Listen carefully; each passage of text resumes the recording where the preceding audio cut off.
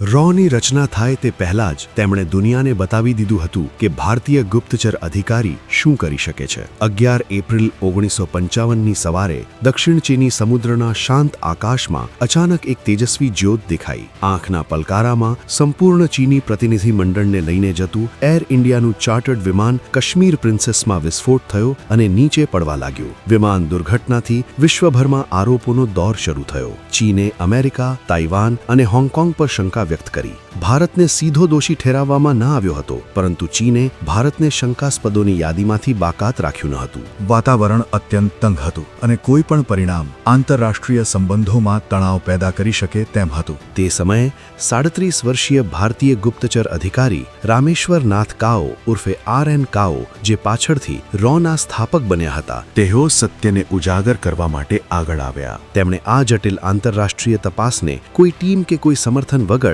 એકલા હાથે સંભાળી, ફક્ત તેમની ધીરજ અને અતૂટ સમર્પણના સહારે। કાઓએ પહેલા વિમાનના 3 બચી ગયેલા ક્રૂ મેમ્બરો સાથે વાતચીત કરી, વિસ્ફોટ સુધીની ઘટનાઓની દરેક વિગતોને એક સાથે જોડીને સમગ્ર ઘટનાનું પુનર્નિર્માણ કરવાનો પ્રયત્ન કર્યો। કાઓએ ધડાકાનો અવાજ, આગની દિશા અને સમગ્ર ઘટનાના સ્કેચ પોતે તૈયાર કર્યા। મહિનાઓની સખત મહેનત પછી તેમને નક્કર પુરાવા મળ્યા કે બોમ્બ હોંગકોંગના કાઈ ટાક એરપોર્ટ પર મૂકવામાં આવ્યો હતો। તપાસમાં પુષ્ટિ થઈ કે હુમલા પાછળ તાઇવાનના સરમુખત્યાર ચિયાંગ કાઈ શેખનો હાથ હતો। આ વિસ્ફોટ ચીનના વડાપ્રધાન ઝોઉ એન લાઈને મારવા માટે કરવામાં આવ્યો હતો। ચિયાંગ કાઈ શેખના આદેશ પર તાઇવાનના ગ્રાઉન્ડ સ્ટાફ મેમ્બર ચૌ ચુએ એર ઇન્ડિયા કાશ્મીર પ્રિન્સેસ વિમાનમાં બોમ્બ પ્લાન્ટ કર્યો હતો। તેને આ કામ માટે $6 લાખ હોંગકોંગ ચૂકવવામાં આવ્યા હતા। કાઓની તપાસે વાસ્તવિક માસ્ટર માઇન્ડને બેનકાબ કર્યો અને સાબિત કર્યું કે ભારતનો આ ઘટના સાથે કોઈ સંબંધ નથી। આ બહાદુર અધિકારીએ ન કેવળ ભારતની પ્રતિષ્ઠા બચાવી, પરંતુ વિશ્વને એ પણ બતાવ્યું કે એક ભારતીય ગુપ્તચર અધિકારી